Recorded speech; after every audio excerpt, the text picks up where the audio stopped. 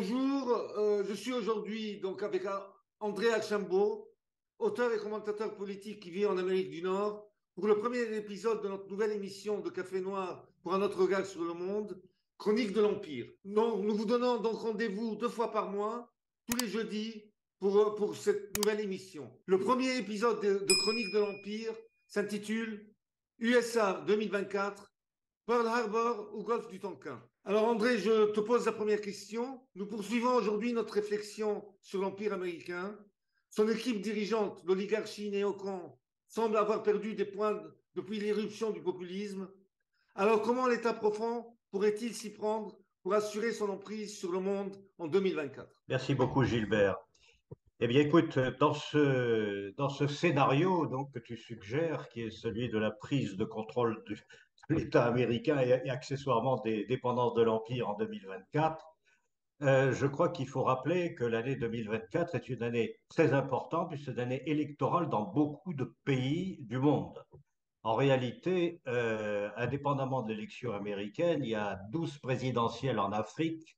Et l'Afrique, c'est quand même une zone qui en ce moment bouge beaucoup géostratégiquement dans le tiraillement entre la Russie et les États-Unis. Il y a 8 élections majeures en Asie, et en particulier en Inde, en Indonésie, au Sri Lanka, en Corée du Sud, à Taïwan, ce qui est très important. Donc ça, c'est en 2024 encore.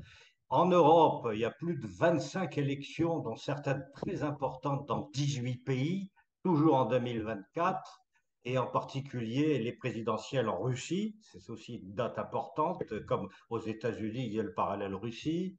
À noter aussi la Moldavie, la Roumanie, la Lituanie, l'Ukraine, l'Autriche, la Finlande et bien d'autres, qui aussi représentent des opportunités d'aller dans un sens ou dans l'autre dans le partage du pouvoir sur le monde. Donc, ça veut dire que c'est pas négligeable. Et puis, il y a les pays américains aussi. Et donc, bien sûr, il y a les États-Unis. Mais il y a aussi d'autres pays, 10 pays américains qui vont avoir des élections plus ou moins soit nationales, soit parlementaires. Et je dois dire qu'il y a 2 pays importants. Là, c'est le Mexique et le Venezuela qui ont des présidentielles. Donc, ça veut dire qu'il y a quand même beaucoup de choses qui peuvent se passer.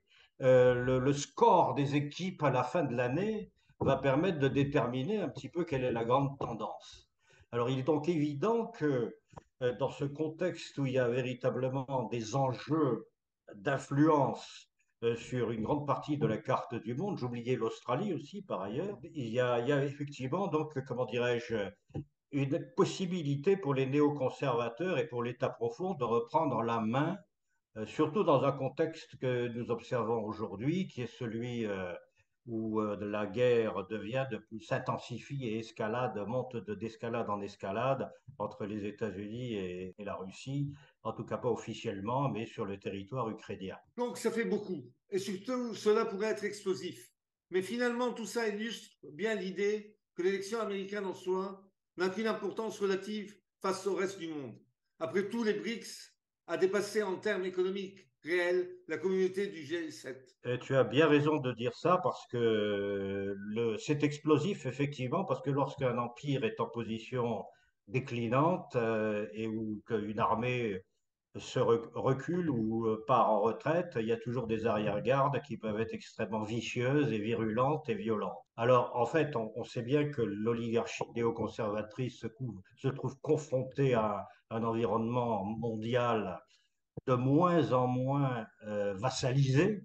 Je mets l'Europe de côté parce que l'Europe l'est déjà et pour longtemps. Et elle s'est jusqu'à présent toujours appuyée sur son État gladiateur, qui est la République américaine, qui est destinée à être une république universelle de police du monde, en quelque sorte. Et cette Amérique est un petit peu faible du rein. Elle commence à avoir des problèmes internes, cette République américaine. Alors, ce qui est embêtant pour l'oligarchie, parce qu'elle a besoin de changer de cheval. Elle avait tenté, avec la globalisation, à la limite s'appuyer sur le cheval chinois ou le cheval russe, ou le cheval indien pour essayer de rétablir son influence sur le monde. Mais là, ce sont des chevaux qui renaclent, qui ne veulent pas rentrer dans le rang, qui ne veulent pas se laisser monter.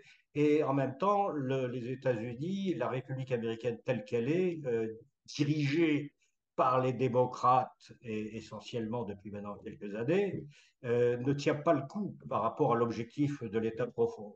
Ça va donc les amener, et c'est pour ça que ce scénario a émergé dans nos discussions précédentes, ça va donc amener tout ce monde de l'État profond à peut-être changer de cheval à l'intérieur des États-Unis et effectivement à trouver d'autres solutions. Alors comment? Eh bien, je crois que l'idée fondamentale, c'est de lâcher la planche pourrie démocrate, parce que comme nous en avions discuté hors antenne à quelques reprises, il est certain que le Parti démocrate est maintenant usé. Il ne s'est pas renouvelé vraiment depuis Obama, en fait, en réalité, et donc il vit sur la fin. Il tient grâce à l'État profond et aux néoconservateurs, mais du coup, dans une situation de crise internationale, il est moins convaincant pour l'État profond. Et il se trouve que les équipes républicaines en lice maintenant sont beaucoup plus intéressantes pour l'État profond. Et ça, c'est une question qui m'avait d'ailleurs fait réagir, parce que lorsque nous avons fait notre dernière émission, on partait du principe que finalement, sur le papier, l'élan démocratique, néoconstitutionnel américain, l'élan populiste, avait des chances véritablement de créer un changement de régime avec cet épuisement démocrate.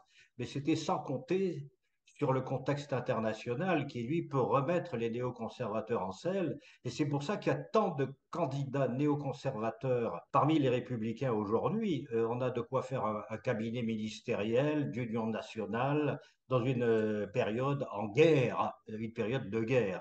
Alors donc, effectivement, ils attendent ce déclencheur, je pense, l'État profond, pour faire surgir de la boîte des gens qui aujourd'hui ne valent rien dans les sondages, comme Nikki Haley ou d'autres, mais qui peuvent tout à fait, du jour au lendemain, se révéler utiles dans une situation de grave crise. Elle a pris position aujourd'hui ou hier aux États-Unis pour la guerre en Ukraine. Elle est en pole position, et derrière, il pourrait y avoir Bolton, il pourrait y avoir Liz Cheney, il pourrait y avoir Lindsey Graham, qui au dernier moment rentre dans la course aussi.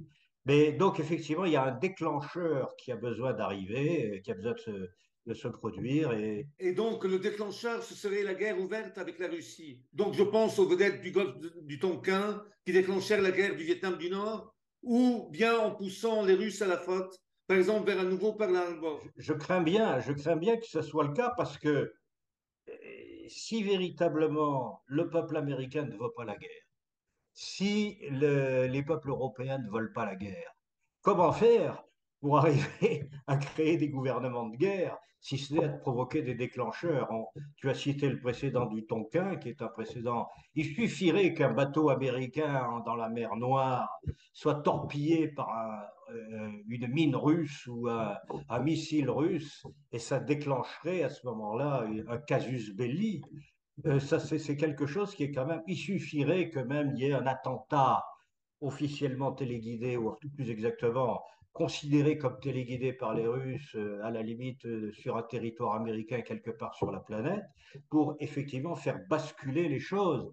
Et je dirais que cette recherche d'union sacrée, il faut bien y compter parce que l'électorat de Trump, même s'il ne veut pas la guerre, c'est un électorat patriotique. Et si on lui met en avant la muleta du toréador de la défense de la patrie, il peut tout à fait suivre. Mais remarque, des fois ces false flags ne fonctionnent pas. Parce que si tu te souviens, les Israéliens ont essayé un coup comme ça avec le USS Liberty, en bombardant ce navire américain et en essayant de dire que c'est les Égyptiens qui l'ont fait. Alors c'est possible, mais il est certain il faut faire confiance à la stupidité et à l'obstination de l'État profond. Il recommence toujours le même film. C'est toujours le même film. Il y a toujours la fausse provocation. Ça, c'est une des tactiques. Et il y a l'autre tactique, et la tactique Pearl Harbor, ou l'équivalent, c'est-à-dire qu'il faut pousser les Russes à bout. Il faut les amener dans un piège. Du moins, c'est ce qu'ils ont espéré déjà avec la guerre en Ukraine. Ils espéraient que la Russie s'effondrerait après et entrer en guerre. C'est pas le cas. Donc là, ils sont un petit peu gênés aux entournures. Mais tout le monde est un peu bloqué là-dessus. Et ce qui est très, très inquiétant, c'est effectivement que cette fameuse offensive ou contre-offensive, c'est pas une contre-offensive de l'armée ukrainienne sur le terrain ukrainien. On s'aperçoit bien que de plus en plus maintenant, ça relève plus des forces spéciales encadrées par les Occidentaux, peut-être même avec des rôles plus directs des Occidentaux, à l'intérieur des anciens territoires russes, enfin des territoires historiques russes, pour essayer de créer des chocs à l'intérieur de l'opinion publique russe créer justement un énervement au sein du gouvernement russe pour qu'ils eux-mêmes aillent à la faute et commettent un acte de guerre contre un site américain ou quelque chose d'équivalent. C'est que finalement, on voit bien que là, c'est Zelensky est de moins en moins utile là maintenant. Et lui-même, il est en discussion avec l'armée ukrainienne qui en a marre de le voir faire la star pendant que eux se tapent, passent au hachoir russe. Donc il a déjà des problèmes internes. Et là, toute cette question-là, en ce moment, de subtile provocation de la Russie, c'est pas lui qui l'amène. Là, maintenant, ça commence à devenir quelque chose de plus en plus otanisé et de moins en moins ukrainisé. Du moins, c'est une perception qu'on peut avoir vue de l'extérieur. Et si Poutine conservait son sang-froid? Après tout, il a toujours veillé à ne jamais escalader. Certains le lui reprochent, comme Prigojine ou à la Douma d'ailleurs. Bah, effectivement, et c'est tout le problème. C'est-à-dire que jusqu'à présent, ils n'ont pas réussi à faire craquer Poutine, qui a toujours été considéré comme modéré, contrairement à ce qu'on pense à l'Ouest. Il a été considéré comme modéré à Moscou. Et qu'à voir les déclarations du gars de Wagner, comment il s'appelle, la Prigogine, Prigojine, oui. ou les gens de la Douma, voire même Medvedev, on voit bien qu'il y a une bascule à l'intérieur de la Russie, où finalement cette guerre a érodé le soft power américain au sein même des élites bourgeoises russes. Parce que c'est une chose de vouloir s'occidentaliser, c'est une autre chose de voir qu'effectivement, on a et d'avoir cette impression un petit peu sourde qui est un peu prévalente maintenant que les États-Unis veulent démanteler la Russie. Parce que c'est ça leur véritable objectif, du moins sur le plan de la perception que peuvent avoir les Russes. Et donc là, ça, c'est encore une fois, tu parlais des Israéliens et de l'effet qui n'avait pas été achevé. Là, c'est un petit peu le problème en Russie, tu as raison. L'opinion publique dite bourgeoise et dite bobo peut elle-même peut-être voir les choses un petit peu différemment si ça se corse de ce point de vue-là. Enfin, je ne suis pas en Russie, tu n'y es pas, personne n'y est, les Oui, experts de plateau n'y sont pas non plus, et les connaisseurs de la Russie qui en parlent tout le temps n'y sont pas non plus non plus. Donc c'est effectivement, c'est purement une question de conjecture et de bon sens. Donc, ce que je crains, effectivement, c'est il y ait des false flags, comme on dit. Donc, que ça déclenche quelque chose, ou si jamais Poutine était en difficulté en Russie, qui pourrait être le calcul américain depuis le début, si jamais Poutine est dégagé, est-ce que ça sera parce qu'on y mettra des gentils modérés, ou est-ce qu'on va y mettre au contraire des excités, des va-t-en-guerre? Auquel cas, on aurait les néocons américaines contre les néocons russes face à face dans l'arène. C'est ça l'année de tous les dangers 2024, à mon sens. Parce qu'effectivement, à jouer trop avec le feu, on ne sait pas à quoi on s'expose. ce n'est pas À très toi. réjouissant comme scénario, ça. Alors, le mot de la fin, André, pour ce premier épisode de Chronique de l'Empire. Bon, alors, écoute, le mot de la fin, c'est que c'est un scénario, naturellement. Nous avions parlé d'une chance de changement de régime aux États-Unis. C'est vrai qu'il y a des forces qui vont dans ce sens-là. Il y a des tas d'inconnus. Est-ce que Poutine va résister ou pas? Est-ce qu'il y aura des false flags, comme on dit en anglais, ou des faux drapeaux, ou des provocations, ou des golfes du Tonkin? Il est certain que comment dirais-je, le plan tel qu'on le voit se dérouler en parallèle, c'est Nikki Haley, comme je le disais tout à l'heure, avec peut-être l'appui de Liz Cheney, Lindsey Graham, qui a chanté avec Zelensky, combien il est heureux de voir casser du russe, c'était un bon investissement. Et puis, toute une série de gens comme Bolton et autres, qui étaient d'ailleurs, entre parenthèses, des gens placés par Trump. Mais là, en période de grave crise internationale, on peut tout à fait voir Nikki Haley jouer sa carte d'ancien ambassadeur des États-Unis à l'ONU, faire une espèce de rassemblement avec les démocrates et effectivement essayer de tenter le coup du gouvernement d'union nationale et de loi martiale. Ça, c'est tout à fait plausible. Et ça veut dire quoi? Ça veut dire que Joe Biden et Zelensky, dans cette affaire, auront disparu. Ça sera autre chose. Donc, c'est un scénario. Encore une fois, les scénarios ne sont jamais des prédictions. Le monde est fait de ruses de l'histoire et on peut tout à fait imaginer autre chose. Effectivement, on peut imaginer que les résultats électoraux dans tous les pays en 2024 vont continuer la tendance de libération à l'égard de l'Empire pour essayer de jouer sur la multipolarité. On peut espérer que peut-être aux États-Unis, les populations réagiront différemment. Mais c'est quand même une question importante. Je voudrais peut-être que nos auditeurs aussi examinent de nouveau notre précédente Café Noir qui parlait justement des scénarios de changement de régime néoconstitutionnel aux États-Unis. C'est assez intéressant. Et les pessimistes, eh ben, partageront cette vidéo. De toute façon, nous, on suivra donc On va suivre ça en à travers notre faisant. émission justement les chroniques de l'Empire qu'on vient de lancer. Voilà. Et merci, à bientôt.